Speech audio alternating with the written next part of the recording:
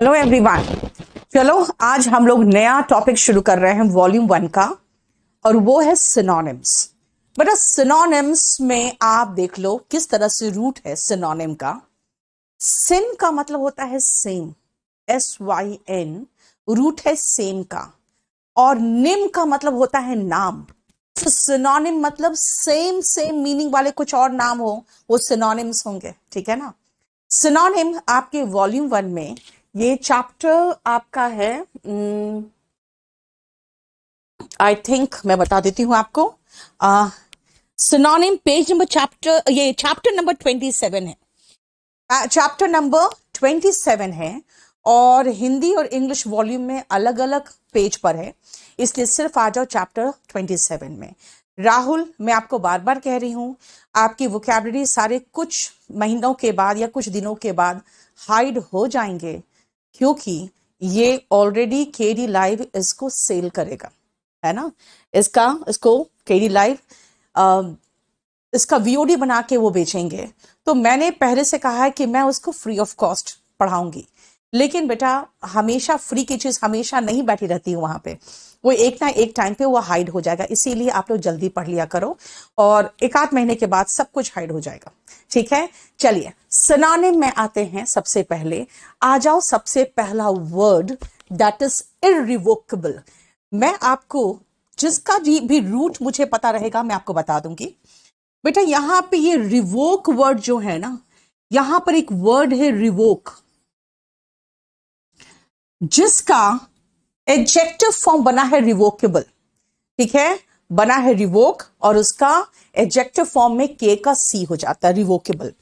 Revocable ऐसी चीजें होती है जिनको निरस्त कर सकते हो। निरस्त करने का मतलब क्या होता है, यानी जैसे सुप्रीम कोर्ट ने धारा 303 आपके इंडियन पिनल कोड में है, उसको निरस्त कर दिया, कहा कि ये अगेंस्ट हमारा फंडामेंटल राइट्स है। 302 नहीं, 303 कह रही हूं मैं, है ना। बहुत सारे ऐसे धाराएं हैं, जैसे होमोसेक्सुअलिटी के खिलाफ जो था उसको निरस्त कर दिया गया, है ना। तो याद रखना, रिवोकेबल का मतलब होता है that can be made null and void. Null and void का मतलब होता है जिसका कोई वैल्यू नहीं रहा, इसका कोई लीगल वो नहीं, लीगैलिटी नहीं रहा, है ना। तो इसीलिए रिवोक का मतलब ही क्या होता है, निरस्त करना, यानी कि नल एंड वॉइड बनाना। तो इररिवोकेबल क्या होगा, जिसको आप निरस्त नहीं कर सकते हो, जिसको आप निरस्त नहीं कर सकते हो, यानी जिसको हम चेंज नहीं कर सकते हैं, यानी सी सिनोनिम है। एंटोनिम पूछता तो इसका रिवर्सिबल होता, क्योंकि ऑल्टरेबल, अगर मैं ऑल्टरेबल की बात करूं जिसको हम ऑल्टर कर सकते हैं, और रिवर्सिबल अगर इन दोनों की बात करूं तो ये दोनों सिनोनिम है।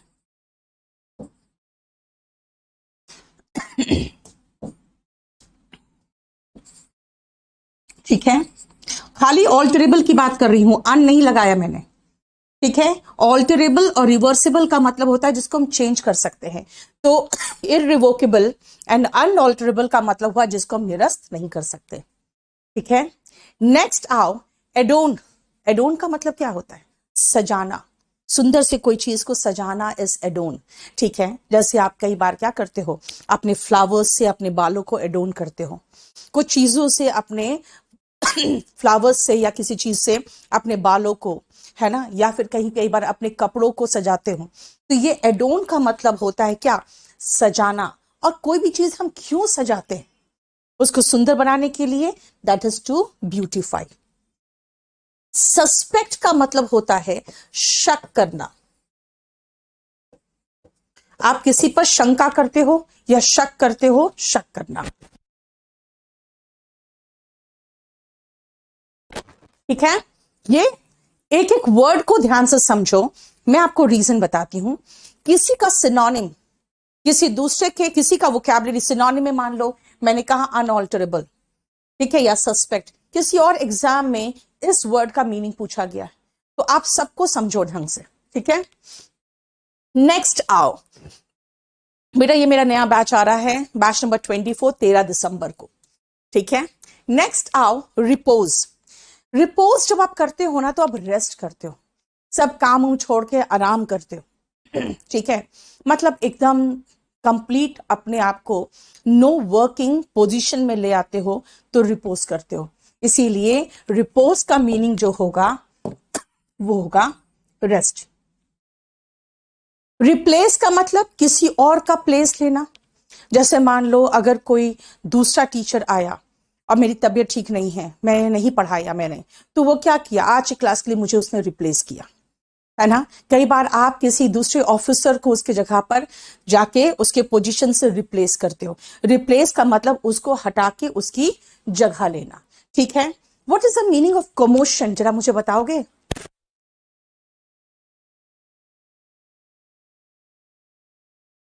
What is the meaning of commotion, बताओगे मुझे? हाँ, कमोशन का मीनिंग क्या होता है, सोच के बताओ। जल्दी सुनो। हो हल्ला, शोर शराबा, वेरी गुड। हो हल्ला, शोर शराबा, जिसको हम लोग कई बार सिनोनिम आया हुआ है इसका, पैंडिमोनियम, जिसको हम कहते हैं पैंडिमोनियम, है ना, जिसको हम कहते हैं नॉइजी डिसऑर्डर। हो हल्ला, शोर शराबा, कई बार देखते हो पार्लियामेंट में हल्ला गुल्ला मचा रहता है, कोई काम नहीं हो रहा होता है ना, वो क्या है, वो डिस्टर्बेंस। बैलेंस का उल्टा इम्बैलेंस। जानते हो कई बार आपसे एंटोनिम में पूछता है बैलेंस का एंटोनिम अनबैलेंस, इनबैलेंस, इम्बैलेंस, तो समझना कि सबका एंटोनिम अलग अलग तरीके से बनता है। चीयर मतलब खुश होना, चीयर अप, आप जब उदास होते तो क्या कहते हैं, चीयर अप मतलब खुश हो जाओ। और मूवमेंट, जैसे मैं मूवमेंट कर रही, देखो, ठीक है ना। नेक्स्ट आओ नर्चर। कभी कभी ऐसा होता है आप अपने में कोई क्वालिटी को नर्चर कर रहे होते हो, यानी उसको पाल पोस के बड़ा कर रहे होते हो। देखो तो जरा नर्चर का क्या इंग्लिश होगा, इसका सिनोनिम बताओ तो।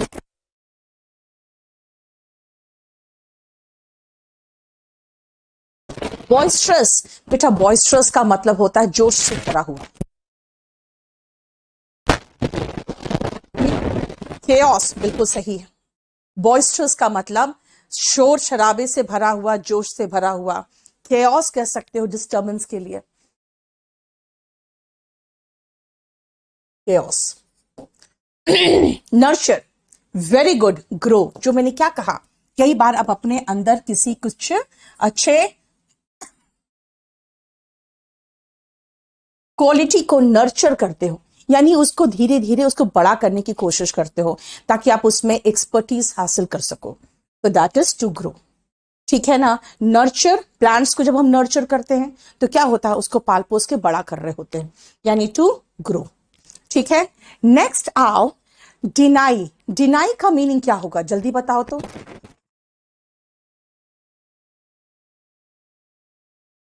डिनाई का मीनिंग क्या होगा, जल्दी बताना। डिनाई का मतलब, हम्म, आपको किसी ने कहा यार तुमने मेरी घड़ी ली है, आप कहोगे बिल्कुल नहीं, है ना। इसका मतलब किसी बात का खंडन करना। बेटा खंडन करने का इंग्लिश यहां पे एक्चुअल इंग्लिश कुछ नहीं दिया है, लेकिन डिनाई का सिनोनिम देखा जाए तो रिफ्यूज ही हो सकता है, इसमें और कुछ नहीं हो सकता। क्योंकि रिगेन का मतलब फिर से गेन करना। आपने वेट को, अपने फैट्स को लूज किया और फिर से आपने उतना ही पहुंच गए जितने केजी के थे, आप क्या कहोगे, मैंने वेट रिगेन कर लिया। रिपेयर मरम्मत करना, और रिड्यूस का मतलब कम करना। ठीक है। तो इसमें अगर रिगेन देखो और रिड्यूस देखो, ये एक दूसरे का एंटोनिम है। ठीक है। What is the meaning of abuse, मुझे बताओगे जल्दी से।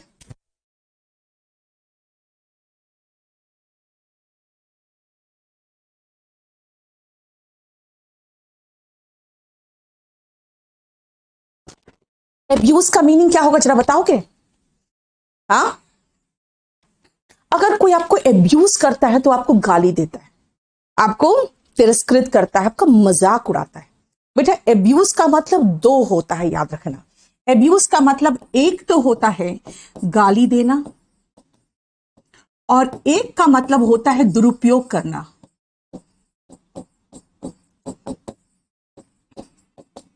है ना? जैसे बहुत बड़े मिनिस्टर्स भी कई बार अपने पावर को एब्यूज करते हैं, यानी उसका दुरुपयोग करते हैं।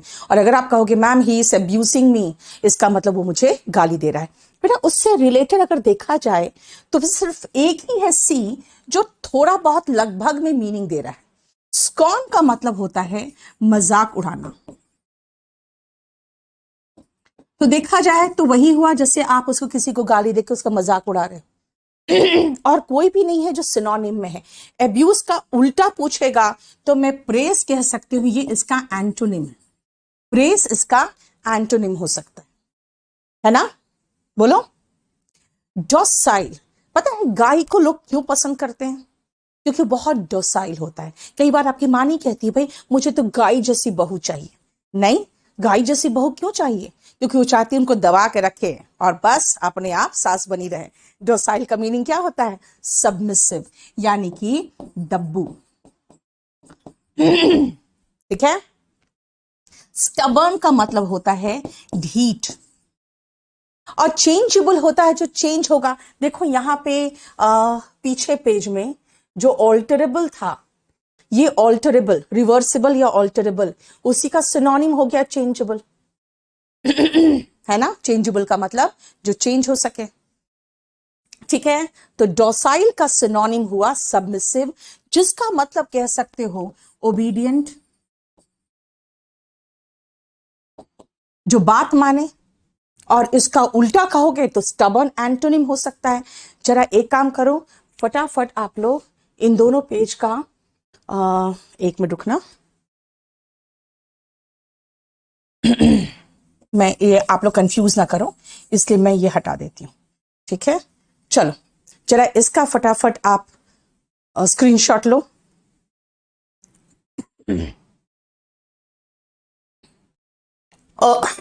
और इसका स्क्रीनशॉट लो।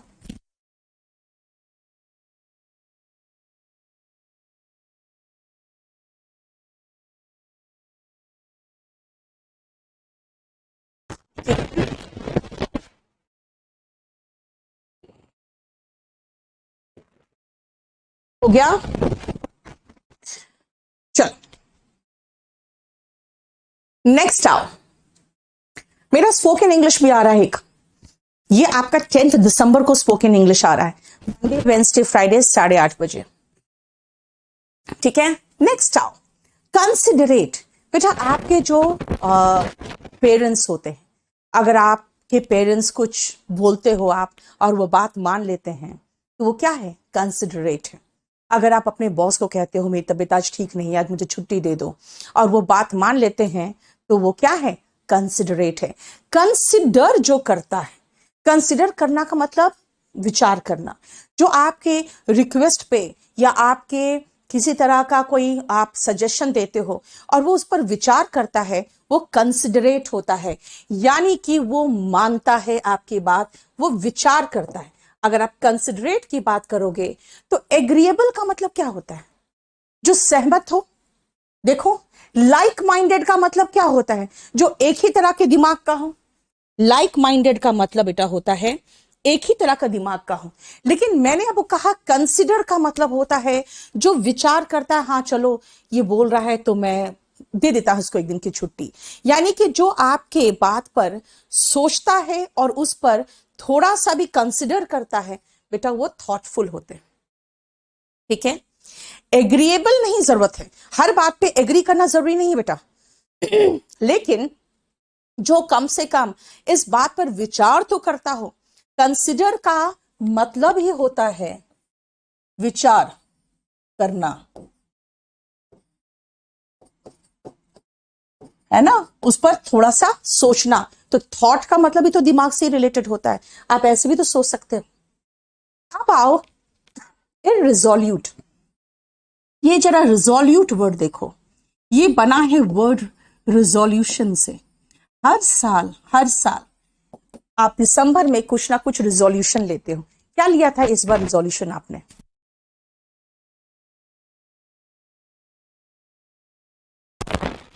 डिनाई का एग्जैक्ट सिनोनिम बेटा, डिनाई का मतलब है किसी बात की सच्चाई से खंडन करना, ठीक है। रिफ्यूट कह सकते हो अगर आप सिनोनिम देखोगे इसका तो। रिबट वो सिनोनिम, एग्जैक्ट सिनोनिम है डिनाई का। यहां बताओ मुझे रिजोल्यूशन क्या लिया था इस साल? बोलो, सोच के बताओ। मुझसे पहले बताओ रिजोल्यूशन क्या लिया था?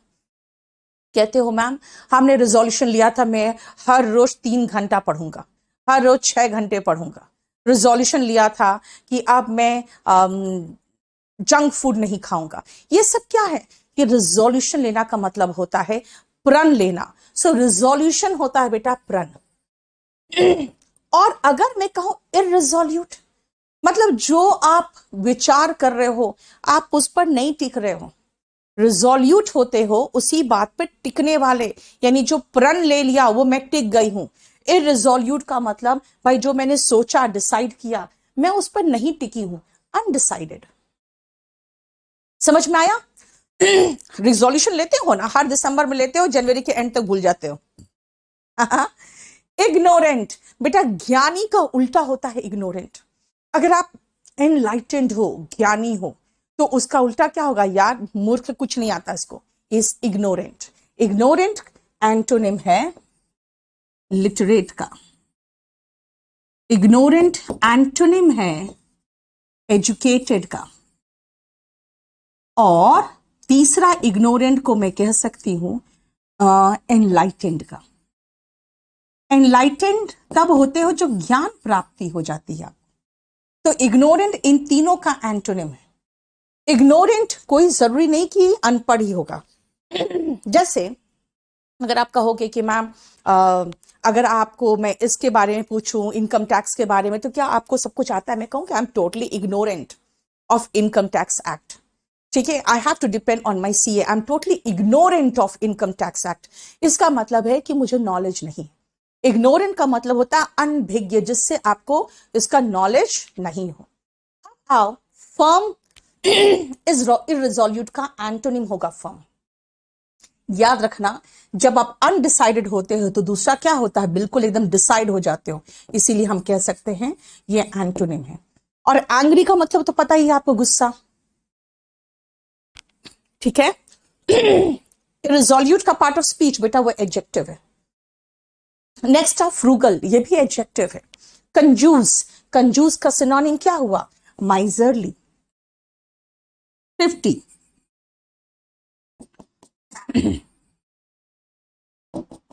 स्किन फ्लिंट, टाइट फिस्टेड, ये सब हुआ सिनोनिम ऑफ कंजूस। देखो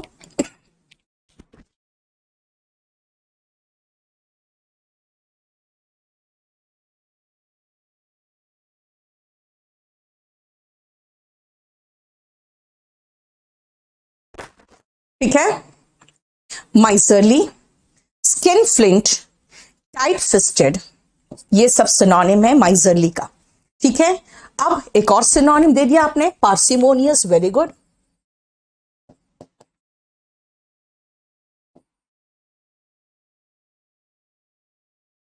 पार्सिमोनियस, वेरी गुड, हो गया। Brave, very good. देखो नहीं मीनू, मैं बताती हूं क्यों नहीं आएगा, सुनो। अगर आप फ्रूगल हो तो आप कंजूस हो बेटा। आपकी माँ पता है, हाँ, आपकी माँ आपको अच्छा खाना खिलाती है ना, आपके फादर की पसंद का भी डिश बनाती है, लेकिन वो इकोनॉमिकल होती है, वो फिजूल खर्ची नहीं करती, ठीक है। फिजूल खर्ची नहीं करने वाला यानी किफायती जो होता है ना, वो इकोनॉमिकल होता है। बेटा इकोनॉमिकल होना अच्छी बात है, किफायती और माइजरली कोई अच्छा गुण नहीं है, ये तो कंजूस है, ठीक है। इनके जो एंटोनिम होते हैं, अगर इनका एंटोनिम देखोगे, एंटोनिम का ये साइन है, अगर इनका एंटोनिम देखोगे माइजरली का, तो होगा क्या? दिलदार, जेनरस, है ना, लार्ज हार्टेड, म्यूनिफिसेंट, इन तीनों का मतलब हुआ दिलदार।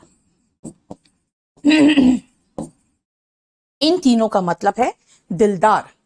लेकिन बेटा एक पंगा है कि जेनरस, लार्ज हार्टेड और म्यूनिफिसेंट होना तो अच्छी बात है, लेकिन कुछ लोग ऐसे होते हैं जो बहुत गंदे तरीके से खर्च करते हैं, है ना, क्लियर।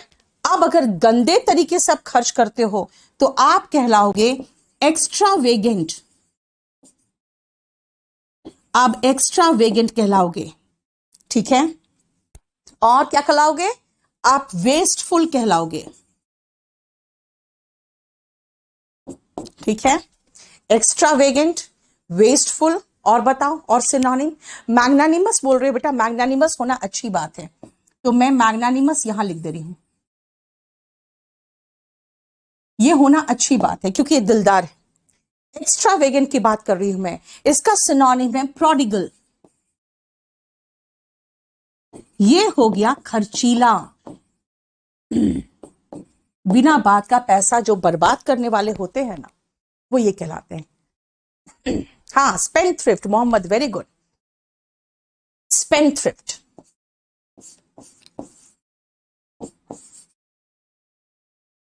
ठीक है।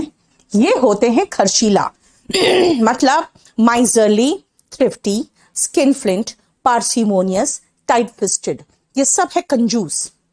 Generous, large hearted, magnanimous and munificent होना अच्छी बात है क्योंकि ये दिलदार से रिलेटेड है।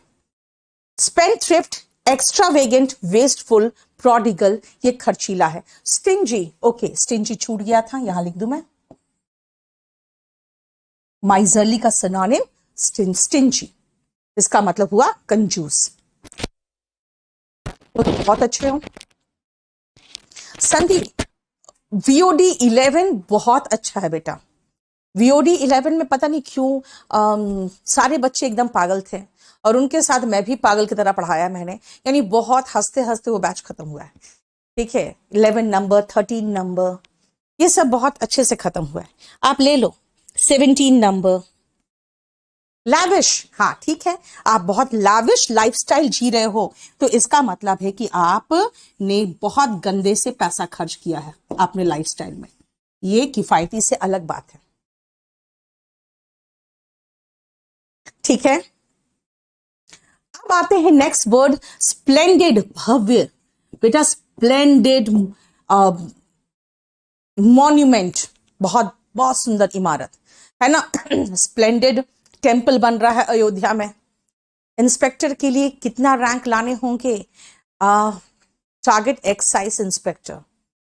बेटा लोग अब टारगेट कर रहे हैं ज्यादा, आप एक्साइज इंस्पेक्टर की बात कर रहे हो, ये तीसरा या चौथा प्रेफरेंस हो गया लोगों का। इनकम टैक्स इंस्पेक्टर लोग टारगेट करते हैं, ठीक है। और कितने लाने होंगे ये तो भूल जाओ। सबसे पहले आप देखोगे सिलेक्शन कितने मार्क्स पे हो रहा है, उससे कम से कम 40 से 50 ज्यादा लाने की कोशिश करोगे, समझे। चलो देखो कितना हम लोग सिनोनिम एंटोनिम डिस्कस कर दिए।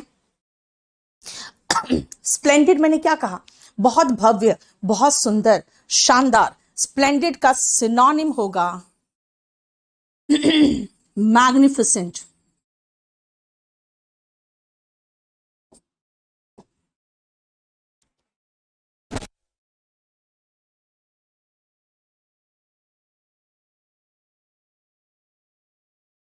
ठीक है। स्प्लेंडेड का सिनोनिम हुआ मैग्निफिसेंट। हंग्री का मतलब तो भूखा होता है। जल्दी बेटा पहले एक बार इसका स्क्रीनशॉट ले लो तो, क्योंकि बहुत ज्यादा गंदे से भर गया है। संदीप सब में हमने पूरा पूरा 20 शीट्स कराया हुआ है, ठीक है। चलो नेक्स्ट है स्पेक्टेकुलर, बोल रहे हो, वेरी गुड। स्प्लेंडेड का सिनोनिम में स्पेक्टेकुलर लिख सकते हो, देखने लायक, ठीक है। अब आओ नेक्स्ट, मोटिव। भाई आपका मुझसे बात करने का मोटिव क्या है? मतलब आपका इरादा क्या था। इरादा का मतलब इंटेंशन होता है। हालांकि लॉ में मोटिव और इंटेंशन के बीच में बहुत सारा डिफरेंस बताया जाता है, लेकिन मेरा कहना है मोटिव और इंटेंशन, बेटा ये दोनों सेम चीज है। अगर मैं इंग्लिश की बात करूं तो इसका मतलब आपका इरादा क्या था, ये पूछते हैं, है ना। What was your motive, what was your intention. Next आओ ओकेजन, कोई अवसर की बात करते हो, लेकिन ओकेजन सिनोनिम वगैरह में नहीं आता।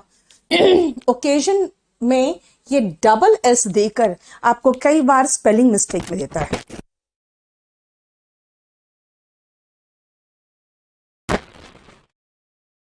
ठीक है, ओकेजन में कई बार डबल एस करके आपको प्रॉब्लम देता है। इसमें होना क्या चाहिए, सिर्फ एक एस होना चाहिए।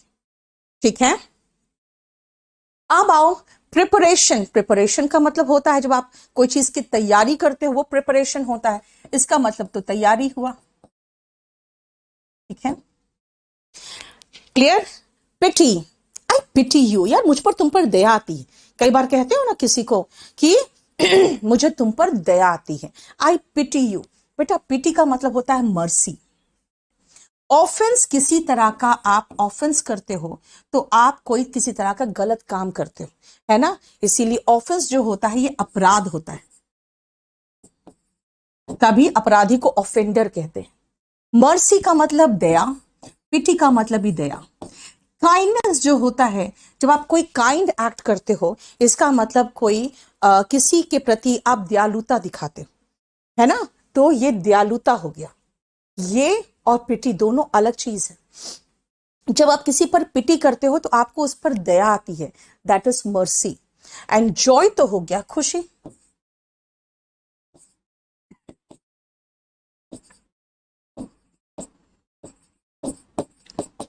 ठीक है, दयालुता जिसको कहोगे, यानी काइंड, दयालु होते हैं, है ना। तो दया होने की जो प्रवृत्ति होती है आपकी, वो होता है काइंडनेस। क्लियर, देखो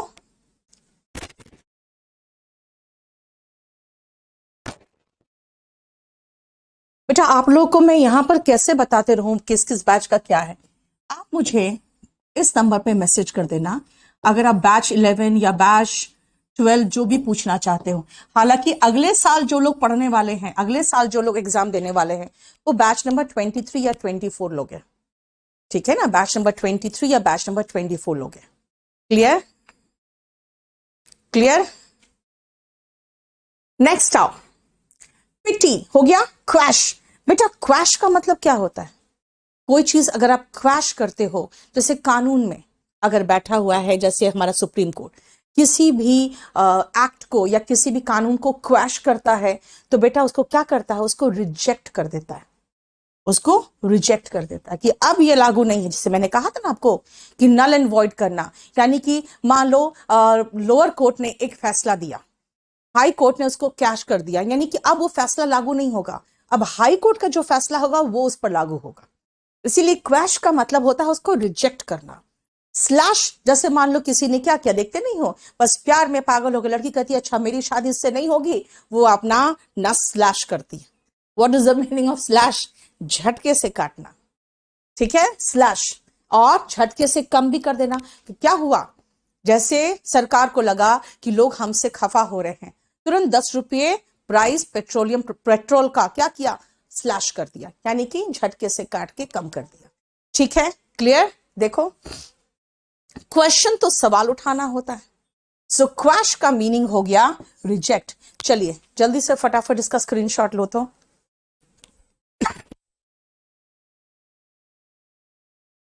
Yes, reject, set aside. To make ineffective. Ratna, very good.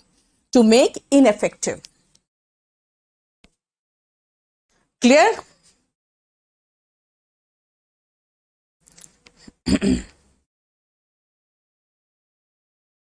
Next आओ 15 to 20। चलो सबसे पहले 15 देखो तो क्या होगा, आंसर बताओगे 15 का, जल्दी से 15 का आंसर बताओ। रेस्ट्रिक्ट का सिनोनिम क्या होगा, रेस्ट्रिक्ट का synonym, brave hearts, very good, ठीक था आपका आंसर। अब आगे बढ़िए, रेस्ट्रिक्ट का सिनोनिम बताओ। एसएससी मोटिवेशनल रही तो हम भी थोड़ा परेशान है। वेरी गुड, प्रोहिबिट, प्रोहिबिट, बहुत सही। रेस्ट्रिक्ट का मतलब हुआ प्रोहिबिट, यानी कि क्या इसका मतलब, भाई रेस्ट्रिक्ट कर दिया, आपकी एंट्री रेस्ट्रिक्टेड है, यानी आप अंदर नहीं आ सकते हो। रेस्ट्रिक्ट, प्रोहिबिट, फॉरबिड, ये सब सिनोनिम है। देखो,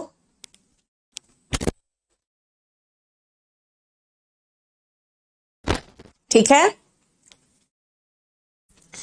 इसका एंटोनिम कहोगे तो हो जाएगा अलाउ, फैसिलिटेट, फैसिलिटी प्रोवाइड करना ताकि आप और काम को अच्छे से कर सको, जल्दी कर सको, ठीक है ना, वो होता है फैसिलिटेट। ये इसका एंटोनिम होगा, किसका, प्रोहिबिट का और फॉरबिड का, ठीक है। जानते हो फॉरबिड और प्रोहिबिट का एक और सिनोनिम है, डिनाई भी। He was denied entry, very good Ujjwal, आपने बिल्कुल सही पकड़ा, एक जगह पे डिनाई भी फॉरबिड और प्रोहिबिट के सिनोनिम में आता है। लेकिन जब कर्टेल किया जाता है ना बेटा, तो कर्टेल रेस्ट्रिक्ट नहीं किया जाता है, उसको कम कर दिया जाता है। जैसे आपके कुछ राइट्स कोविड काल में कर्टेल्ड हो गए। कर्टेल का मतलब टू मेक लेस, कर्टेल होता है कम करना, इसलिए कर्टेल का मतलब रोकना नहीं होता है, इसका मतलब होता है कम करना, ठीक है। कर्टेल का मतलब कम करना, जैसे आपके आराम से बाहर घूम सको, दोस्तों के साथ एकदम झुंड बना सको, ये सब राइट्स क्या है, कर्टेल कर दिए गए, है ना। बीच में तो आप बाहर भी नहीं निकल सकते थे, वो भी राइट आपका कर्टेल था।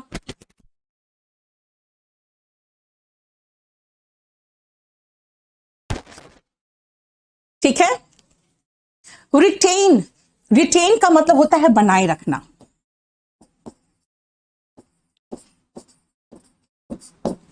जैसे मान लो जिस समय रिसेशन आता है, तो सबसे बड़ा प्रॉब्लम क्या होता है सारे के सारे कंपनीज के साथ, कि हम अपने जो हमारे स्टाफ है उनको हम रिटेन कैसे करें। रिटेन का मतलब होता है मैं उसे बनाए कैसे रखूं, ठीक है। अगर रिटेन का एंटोनिम देखोगे तो इसका उल्टा में कर्टेल कर सकते हो, और रिट्रेंचमेंट भी हो सकता था, ठीक है। और रिटेल बिक्री संबंधित होता है बेटा, जैसे रिटेल शॉप जहां पे सामान बिकते हैं, तो जहां पे सेलिंग वगैरह चीजें की होती है वो रिटेल होता है, रिटेल शॉप होता है, ठीक है बेटा। मैं हमेशा बेसिक से ही पढ़ाती हूं। शशि कुमार, क्लियर हो गया, देखो बोलो। यस, कर्टेल का मतलब हुआ लेसन, रेड्यूस, ठीक है। कर्टेल का एंटोनिम पूछोगे तो इलोंगेट, लेंदेन, ठीक है, और प्रोलिफरेट, मतलब उसका और विस्तार करना, ठीक है। डिमिनिश सिनोनिम हो जाएगा रितु, वेरी गुड, ठीक है। कर्टेल का सिनोनिम में लेसन लगाया है तो डिमिनिश भी लगा सकते हो, देखो, ठीक है, कम करना। लेकिन उल्टा क्या होगा, इलोंगेट, ई है बेटा, ये इलोंगेट मतलब लॉन्ग करना, तो इलोंगेट। लेंथ में बढ़ाना तो लेंदन।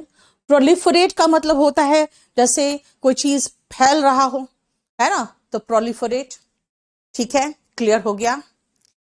कम करना in order to make you feel better, वो होता है मिटिगेट, ठीक है। नेक्स्ट आओ एंटिसिपेट। एंटिसिपेट जैसे भी क्या है, एंटिसिपेट कर रहे हैं कहीं फिर से कोविड की लहर ना आ जाए। एंटिसिपेट का मतलब होता है कि आप जब उसका अनुमान लगा रहे हो। देखो बताओ एंटिसिपेट का सिनोनिम क्या होगा, बताना मुझे, 16 नंबर। एंटिसिपेट का मीनिंग बताओ।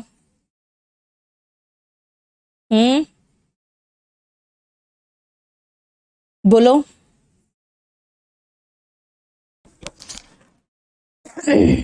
बोलो, एंटिसिपेट, यस, एक्सपेक्ट और सस्पेक्ट, यानी एंटिसिपेट का मतलब होता है कि ये उम्मीद की जा रही है या ये शंका की जा रही है, ठीक है। अच्छी चीज को हम एक्सपेक्ट करते हैं और बुरी चीज को हम सस्पेक्ट करते हैं। लेकिन चलो अगर एक्सपेक्ट लिखा है तो हम इसका सिनोनिम होप लिख दे। ठीक है, ये एक्सपेक्ट है होप करना, एक्सेप्ट का मतलब तो अपनाना होता है, और एक्सपेक्ट और होप ये देखो दोनों सिनोनिम है। एंटेगोनाइज का मतलब क्या होता है, बहुत बार आया हुआ एग्जाम में इसलिए पूछ रहे हैं। एंटेगोनाइज का मतलब क्या होता है? सैंक्विन का मतलब बेटा समझदार होता है।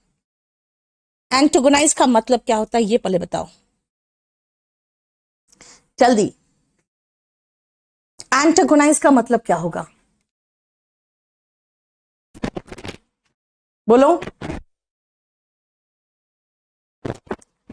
To make someone angry.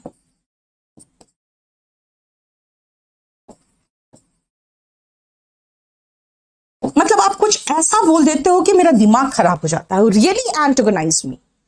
तुम कुछ ऐसा जरूर बोल देते हो जिससे मेरा दिमाग बिल्कुल भन्ना जाता है। मैं क्या कहूंगी, you really antagonize me, you make me angry. बेटा एंटेगोनाइज का मतलब हुआ टू मेक समवन एंग्री, इसका मतलब होता है इनफ्यूरिएट। फ्यूरी बना है बेटा, याद रखना, फ्यूरी FURY का मतलब गुस्सा होता है। तो इनफ्यूरिएट का मतलब होता है फ्यूरी दिलाना, यानी गुस्सा दिलाना, इनफ्यूरिएट। और सिनोनिम देखो, इंस्टिगेट भड़काना, इंस्टिगेट, प्रोवोक, इसका मीनिंग भी होता है भड़काना, प्रोवोक। और इसका एंटोनिम पता है क्या होता है? इनका एंटोनिम शांत करना, पैसिफाई, मॉलिफाई, गुस्सा शांत करना आपका, ठीक है, कम करना ताकि आप फील करो बेटर, मिटिगेट एलिविएट भी आ सकता था, ठीक है।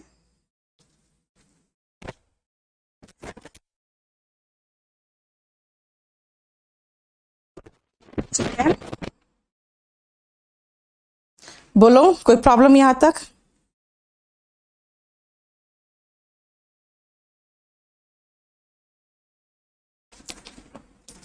अच्छा, एसुएज बिल्कुल सही है।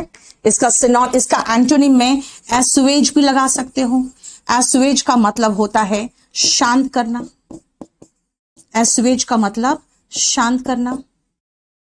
देखो, पैसिफाई, मॉलिफाई, एसुएज, इन सब का मतलब हुआ शांत करना, ठीक है। और गुस्सा दिलाना, instigate, provoke, infuriate, to make someone angry. देख लो। अब आओ 17th नंबर, जरा 17 में देखो तो, ट्रेमेंडस। ट्रेमेंडस का मतलब क्या हुआ बताओ तो? अच्छा, एंटिसिपेट वर्ब है बेटा, और अगर वर्ब है तो उसका सारा सिनोनिम वर्ब में ही देगा। इसी को तो रूल ऑफ पैरलिज्म कहते हैं, ठीक है। ट्रेमेंडस एडजेक्टिव है, बताओ तो? सूद, ठीक है, सूद भी लगा सकते हो, ठंडक पहुंचाना, ठीक है। ट्रेमेंडस का मतलब क्या होता है? हाँ, ट्रेमेंडस का मतलब होता है एक्सेसिव, बहुत अधिक, है ना। सरकार पे ट्रेमेंडस प्रेशर है, क्या का, कि भाई हेल्थ सेक्टर को सही करो, इंप्रूव करो, अदरवाइज जैसे वेव 2 में हुआ था, कोविड जो सेकेंड वेव आया था, वैसा ही प्रॉब्लम ना आए, इसीलिए सरकार पर एक्सेसिव प्रेशर है, ट्रेमेंडस प्रेशर। ऑसम का, ट्रेमेंडस का मतलब होता है बहुत अधिक। ऑसम का मतलब तो होता है बहुत अच्छा, ऑसम का मतलब होता है बहुत अच्छा। और ऑसम और टेरिबल एक दूसरे का एंटोनिम है, क्योंकि टेरिबल का एक और ऑ से ही रिलेटेड है, वो है ऑफुल। देखो ऑसम में ई आया है, ऑफुल में ई नहीं आता। ऑसम का एंटोनिम ऑफुल। टेरिबल मतलब बहुत गंदा, भयावा, ठीक है। नेक्स्ट आओ, कंसिडरेबल, अच्छा खासा।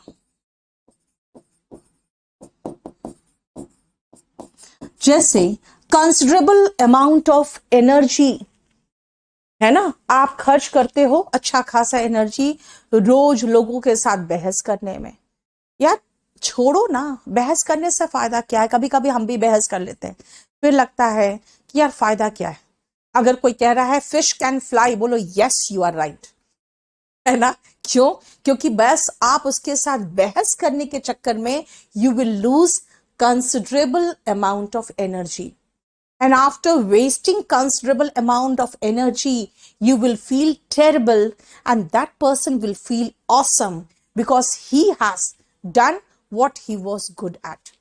कहते हैं डोंट रेसल विथ पिग्स, सुअर के साथ रेसल मत करो, यानी कुश्ती मत करो। Both of you get dirty, आप दोनों ही गंदे हो जाओगे, ठीक है। But the pig enjoys it, right? You feel terrible, but he feels awesome because he has drained significant, tremendous, excessive, and you can say अच्छा खासा considerable amount of energy from you. ठीक है, समझ में आया। इसीलिए एक्सेसिव का अगर सिनोनिम पूछोगे तो एक्सेसिव का सिनोनिम होगा क्या, बताओ? सिग्निफिकेंट, अच्छा खासा।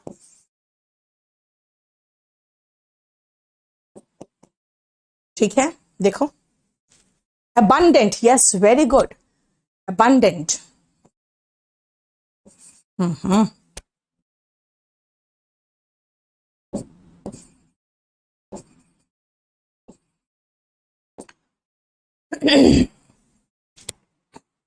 ये छह छह वर्ड एक ही दे दिया है ना, मैं अगली बार से एक में सिर्फ 3 वर्ड लाऊंगी, मुझे जगह तो मिले लिखने का।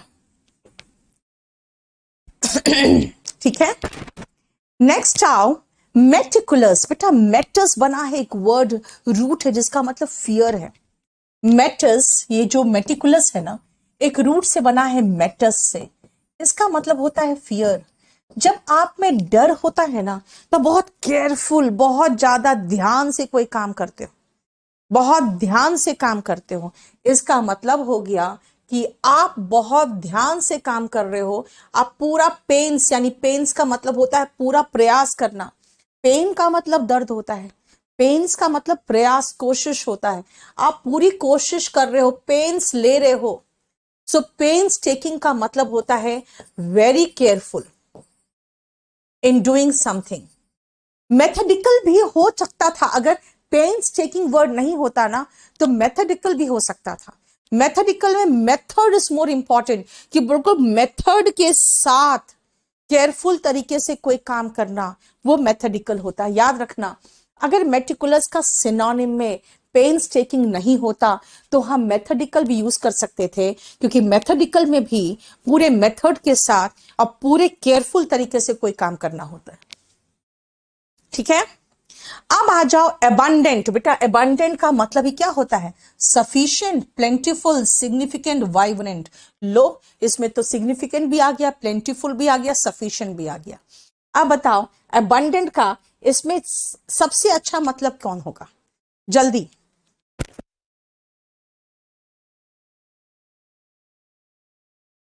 19 में।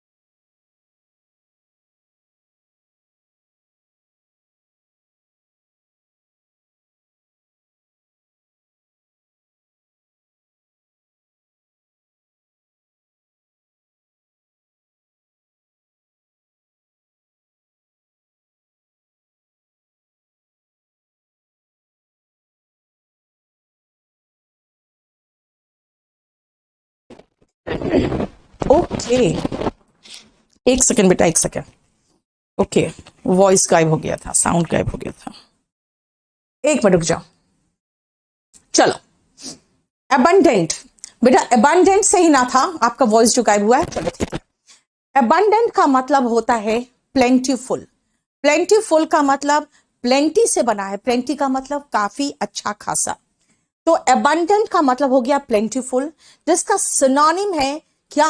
लग्जूरियंट। लग्जूरियंट का मतलब बेटा लग्जूरियस अलग वर्ड है। लग्जूरियस का मतलब होता है विलासितापूर्ण। ठीक है, कोई प्रॉब्लम? देखो ठीक है। और अगर सिनोनिम देखो तो आप कह सकते हैं एक और वर्ड, एम्पल, अच्छा खासा, है ना, एम्पल अमाउंट।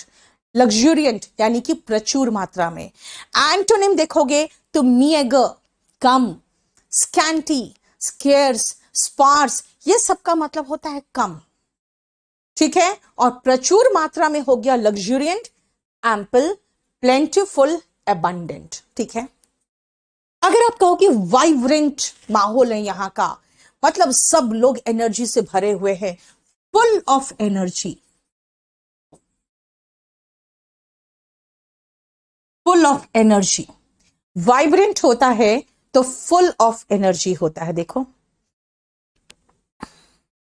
वाइब्रेंट अगर माहौल होगा कहीं का तो वहां का माहौल फुल ऑफ एनर्जी होगा। ठीक है, ओके डियर, वेरी गुड। कमी, इन सब का मतलब हुआ कम या कमी।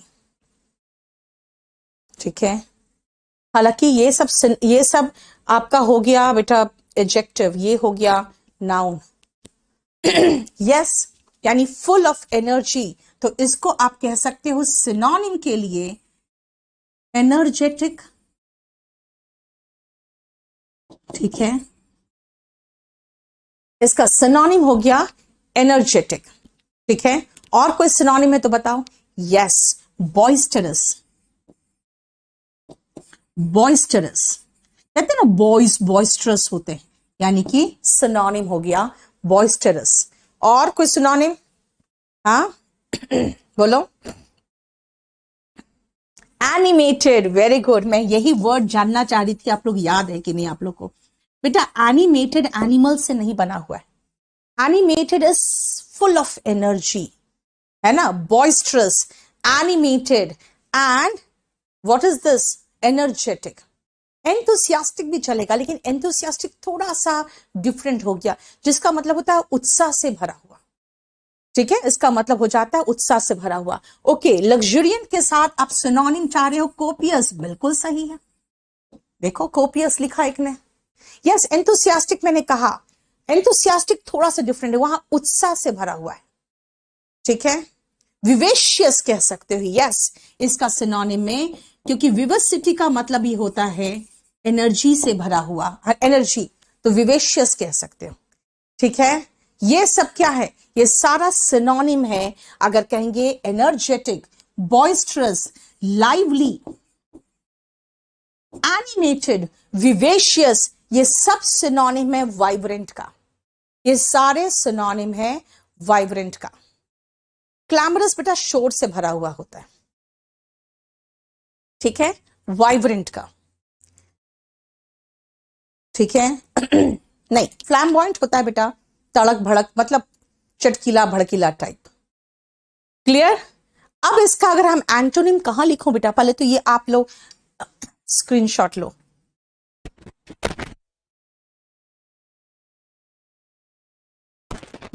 और उसको फिर मैं डिलीट करूंगी, तभी मैं आगे लिख सकूंगी इसमें, इस पेज में। अब हो गया?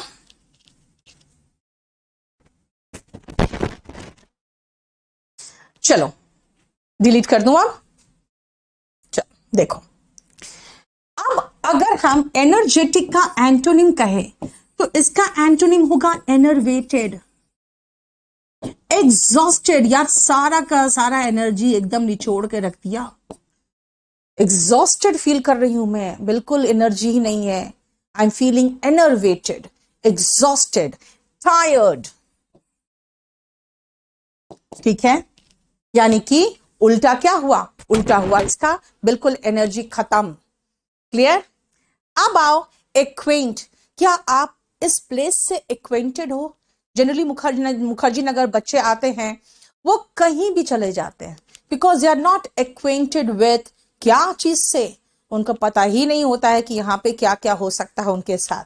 ठीक है, so what is acquainted? Acquainted का मतलब मैंने कहा कि वहां से वाकिफ नहीं होते हैं, इंट्रोड्यूस्ड नहीं होते हैं, है ना। आप किसी को किसी से एक्वेंट करवाते हो तो इसका मतलब उसको वहां से एक्वेंट करा रहे हैं, यानी इंट्रोड्यूस करा रहे हैं। बेटा लेथार्जिक का मतलब होता है लेजी। ठीक है, देखो एक्वेंट का मतलब हो गया इंट्रोड्यूस करना, किसी का जान पहचान करवाना। इसका मतलब हुआ टू मेक फेमिलियर। और एक गाना सुने हो, चलो आज फिर से अजनबी हो जाए हम दोनों, है ना। तो इसका एंटोनिम होगा एस्ट्रेंज, है ना। फिर से हम दोनों एक दूसरे के लिए स्ट्रेंज हो जाए, यानी एस्ट्रेंज। देखो एक्वेंट का सिनोनिम हो गया एस्ट्रेंज। ठीक है बेटा, फैक्टिक जो होगा ना नाउन हो जाएगा। ठीक है, अपॉइंट किसी को किसी पोस्ट पर बहाल करना है, अपॉइंट। अराउज जगाना कोई चीज, है ना। जैसे आपके बहुत सारे फीलिंग्स अराउज्ड हो जाते हैं जब किसी से प्यार होता है, तो अराउज का मतलब क्या होता है? जागृत होना, है ना। अराउज का मतलब जागृत होना, जिसका सिनोनिम जागना से भी हो जाएगा, जैसे अवेक, वेक, ये सब हो गया, है ना। और एक्वायर का मतलब क्या होता है? हासिल करना। बेटा लेथार्जिक और आप जेडेड कह सकते, क्योंकि आप जो है ना, आप लेजी से रिलेटेड बना रहे हो, मैं टायर्ड और एग्जॉस्टेड से रिलेटेड बना रही हूं। ठीक है, क्लियर? आज आपको मैंने 20 करवाया, लेकिन बहुत सारा वोकैबुलरी करवा दिया, बहुत सारा वोकैब कराया। आज इसको ध्यान से अच्छे से पढ़ो। और क्योंकि अब इंस्टीट्यूट खुल चुका था, इसीलिए थोड़ा सा थक जाती थी मैं, क्योंकि जानते हो ना ऑफलाइन ऑनलाइन दोनों मिलके मेरे करीबन 12 घंटे क्लास हो जा रहे हैं। मैं रेगुलर नहीं हो पा रही हूँ, कोशिश करती हूँ, लेकिन रात तक होते होते मेरा बहुत ज्यादा थकावट हो जाता है। थोड़ी सी खांसी वासी भी है, यहाँ पे इतना पोल्यूशन है ना कि खांसी वगैरह भी ज्यादा उठ जाता है मेरा इस समय तक। चलो एनीवे, मैं कोशिश कर रही हूँ कि आप लोग के साथ रेगुलर रहूं। और ये मेरा एक नया बैच आ रहा है 13 दिसंबर को। बहुत ज्यादा मेहनत करके मैं पढ़ाती हूँ, और सच कहूं तो इतने सालों के बाद भी मेरा मेहनत देखकर बहुत सारे यहाँ के टीचर्स इंस्पायर्ड रहते हैं कि मैम, आपको जब देखते तो लगता है कि आप इतने सालों बाद भी मेहनत कर रहे हैं, तो हम लोग को इंस्पिरेशन मिलता है आपसे, आपको देखकर। बेटा मेहनत जिंदगी में कभी नहीं छोड़ना। जिस दिन आप पढ़ना छोड़ दोगे, मेहनत करना छोड़ दोगे और सोचोगे भाई हम तो बहुत बड़े तोप हो गए, उसी दिन से आपका पतन चालू हो जाएगा। इसीलिए याद रखना, जब तक, अगर कहते हैं ना हम बहुत इंस्पायर्ड होते हैं, अब कलाम को देखकर, जो हमारे राष्ट्रपति थे, कलाम जी को देख के मैं बहुत इंस्पायर्ड होती हूँ और बहुत अच्छा लगता है। क्यों?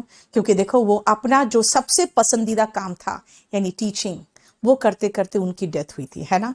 तो बहुत लकी लोग होते हैं जो अपने पैरों पे खड़े ही रह के जो मौत की प्राप्ति करते हैं, वरना कितने लोग होते हैं ना जो बिस्तर पे पड़े पड़े सड़ के मरते हैं। तो इसीलिए मेरा क्या कहना है आप सभी को, बेटा मेहनत करते रहो। और अगर आपके पास काम है, कुछ करने को है, तो ये आपका सौभाग्य है, क्योंकि बहुत सारे ऐसे लोग हैं जिनको करने के लिए, जिनके पास कोई काम नहीं है, अपने आप को बिजी रखने के लिए उनको कोई अननेसेसरी काम करना पड़ता है। कभी कभी मैं बहुत थक जाती हूँ 12-14 घंटा पढ़ा के, और फिर इतना गुस्सा आता है, फिर लगता है यार कम से कम मेरे पास काम तो है। So I must be thankful to God. इसीलिए आप भी मेहनत करो, और मेहनत हमेशा करो, ठीक है ना। चलो, थैंक यू सो मच।